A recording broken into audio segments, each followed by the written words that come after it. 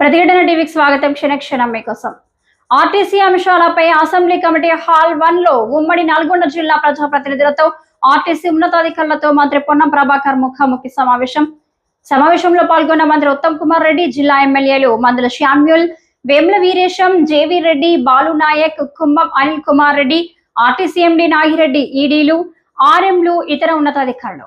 మహాలక్ష్మి ద్వారా పెరిగిన రద్దీ దృశ్య అవసరాలపైన బస్సులు, ఉమ్మడి నల్గొండ జిల్లాలో ఆర్టీసీలో పెండింగ్ పనులు, కొత్త బస్సులు అవసరమైన నియోజకవర్గాలు, గ్రామాలకు కొత్త రూట్లలో బస్సులు, బస్ స్టేషన్ల అభివృద్ధి, పలు అంశాలపై ఆర్టీసీ అధికారుల దృష్టికి తీసుకొచ్చిన ఎమ్మెల్యేలు, ప్రజాప్రతినిధులు తీసుకొచ్చిన అంశాలపై నివేదిక తయారు చేసి సమస్య పరిష్కారం దిశగా చర్యలు తీసుకుంటామన్న మంత్రి పొన్నం ప్రభాకర్.